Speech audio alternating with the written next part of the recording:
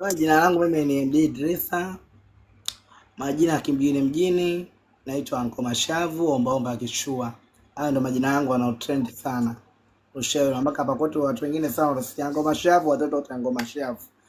TikTok mimi sana nilikuwa nafanyia sana kwa sababu ya nini? Ya kazi ya kufanya content, yani kufanya comedy na biashara yangu, kuuza biashara labda kama kipindi kile mashuka, vitu mbalimbali na kufanya matangazo. Ndio TikTok nipo kwa ajili hiyo. Kwa nini umeamua kujiita ombaomba kishua? Kwa nini uwe ombaomba kishua? Ombaomba kishua siombi kichizi kama wanavyoomba watu. So jamani, mnisamee kwanza, natoa samani. Mseme nimekuzaulini kwa sababu kila mmoja na kazi yake na riziki yake.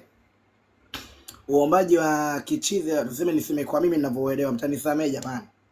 Uombaji wa kichizi ni ule wa kukaa. Namba nitumie buku. Nitumie 2000 au sijui ushaelewa, au muda wote na kuwa ndo kazi yako wewe unakaa unaomba. Lakini mimi uombaji wangu wa kishua nitaweza kawa labda na madada zangu wawili au watano, matajiri zangu, pambe zangu, mabosi, ushaelewa. Ai, na shida shilingi fulani. MD nitakupa siku fulani au MD nakupa hivyo. Ushaelewa? Kwa hiyo naona kishua, na hata kama nitasema nifungue live yangu, siwezi kukaa live yangu nikasema jamani nitumieni buku 2000 hapana. Kwa hiyo huo sio uombaji wa kishua, ila uombaji wa kishua ndio huo. Maana kaenda sehemu hivi nikavaa nikapendeza, nikaoga nikapendeza, afu nikawa sina hata 100. Ushaelewa? Afu nikaenda huko tu madada zangu, marafiki zangu wakanipa. Kwa hiyo ndio maana nikajiita ombaomba wa kishua. Yani ukiniona muonekano wangu umaridadi uficha umaskini. Ushaelewa eh? Kwa hiyo nakuwa kishua, ndio maana nikajiita tangia kipindi hiko ombaomba wa kishua. Hivyo.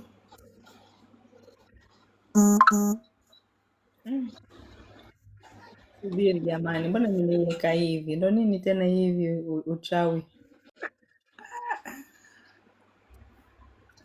Mbona tena uchawi jamani? MD, nyumbani kwako nadhani una ndugu zako na kaka zako na dada zako, wanakuchukuliaje wewe kama MD Idrisa? Unaingia TikTok, unaenda kwenye unabaruzaga sometimes unaenda kwenye shughuli, yaani wewe ni mtu ambaye uko sana karibu na mama. Familia yako inachukuliaje hilo swala? Mara kwanza kipindi kile ni mdogo, walikuwa wanachukulia yani kama napotea. Kwa sababu mimi nimeanza kutunzana tangu nipo la 7. Kitu kama hiko. La 7 dakika 100 kwenye kibubu au inaanza shule jelo na nakumpa mtu 5000. Ushaelewa? Mpaka nafika form 1 ndio mtunzo wangu wa kwanza kwenda kumpa mtu ni 1050. Yaani ndio wa kwanza. Ushaelewa eh?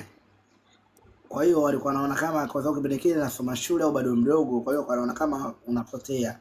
Lakini nilipokuja nikafeli form 2, nitokea hapo nikaanza kujitegemea. Nikaanza kuuza, kuna biashara nilikuwa nauzaga mimi.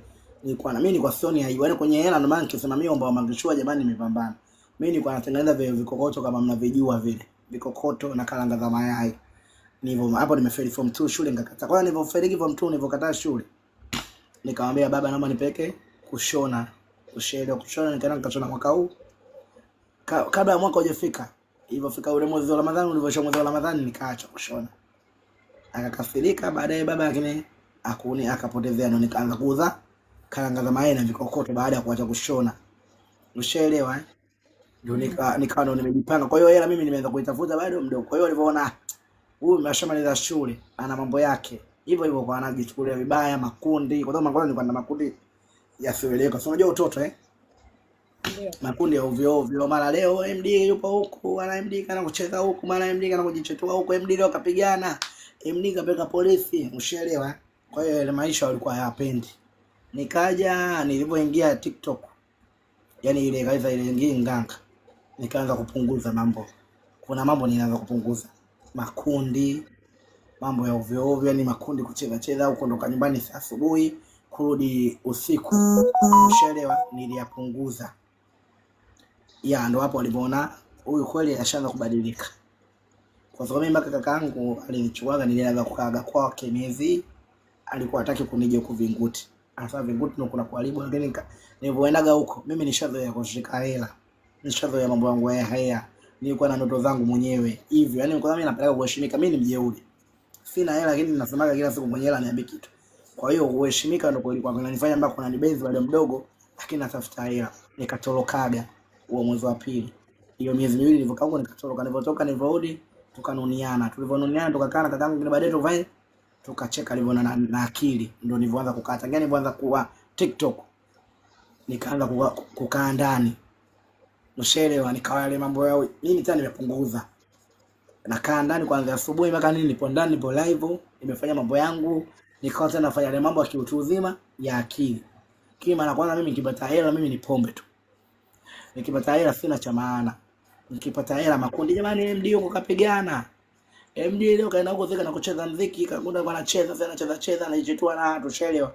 Kwa hiyo ile mambo yakapungua, ndo mpaka hapo ndo kaka zangu tena kaanza kusema jamani kweli tulikuwa tunapata shida kumgombeza mpaka kutaka kumpiga. Kweli mtu kubadilika, unabadilika mwenyewe unavyotaka. MD katulia. Kweli ikakuwa. Kweli ndo nilianza kutulia. Nimetulia nikawa mdomo ndo mpaka sasa hivi. Mimi makundi ukiona nimetoka, halo. Leo birthday mtu fulani, bodaboda peke yangu, sio na mtu. Rafiki na nakumpata huko. Nimevaa, nimependeza bodaboda langu na nakwenda shule. Tena pale nakula keki kama kuzana na urudi nyumbani. Naweza kagame siku nzima sitoke nje. Kwa hiyo ndio hicho alianza kupenda mpaka kujua kama mdogo wetu au mwanetu kabadilika. Yao walikuwa sana walikuwa hapendi kuzuula. Ndio hicho tulikuwa hapendi. Unajua kuna watu hapa TikTok wanasema MD anakesha sana kwa waganga. Yaani MD mambo ya kulogana lazima. Jamani, TikTok hakuna mtu asioenda kwa waganga. Vipindi vyangu. Huo ni uongo. Kama hujaenda kwa waganga basi utamuita na shehe. Shehe naye yule ndio nini? Atakuombea vidua, atakuwa na uganga wa kitabu, atakuandikia vikombe, utakunywa. Ushaelewa? Na kikubwa kinachonipa sana mimi nina imani sana. Mimi nina mambo yangu ndio. Lakini imani cha kwanza. Jamani ndugu zangu, hebu wazazi wenu wamwapi vitu. Wazazi wenu wamwanulie kitu. Wazazi wenu kuwaomba mwapi. Amtoi sadaka muda wote. Ushaelewa? Hata hiyo kuloga unafanikiwaje? Uchawi. Lakini kwenye swala la uchawi hakuna mtu asioenda kwa waganga. Hivyo. Kuna kingine? Kesha nimerusha mic kwako. Umemaliza? Nimerusha mic kwako, endelea. Haya. Jamani, hii ni funguka jamani. Karibuni kwenye funguka ya Ikadoni. Leo tuko na Shankupe Shangingi.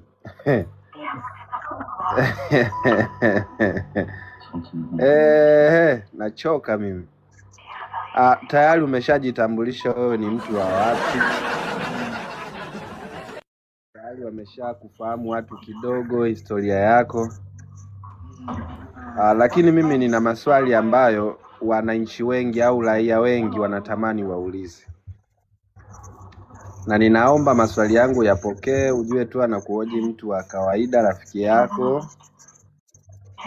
Simu yako ina kelele.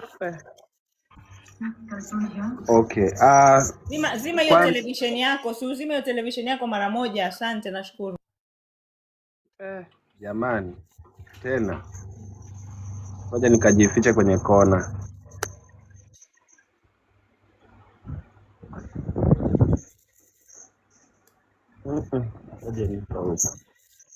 Swali gani mpaka simu inakukataa?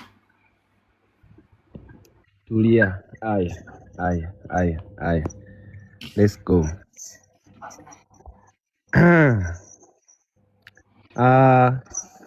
Kwanza kabisa tungependa kufahamu wewe hayo mambo ulianza lini? Mambo yapi? Yaani mambo ya watu kukuambia kwamba wewe hufanyi mahusiano na watoto wa kike. Mahusiano ni kwa na marafiki. Mahusiano ya kimapenzi, yaani kufanya mapenzi ya jinsia moja. Hawajawahi kuniambia. Na unachukuliaje tetesi ambazo zinavuma sasa watu wakisema hivyo? Ama wewe unalichukuliaje hilo jambo? Siwezi kulichukulia kwa sababu iko kitu usikifanye. Mtu anaanza kulichukulia kitu unachokifanya. Ndio maana hata nashangaa unachoniuliza. Mimi ninachojua tu najihusisha urafiki na watoto wa kike. Yaani marafiki zangu wengi ni watoto wa kike, makundi yangu wengi ni watoto wa kike.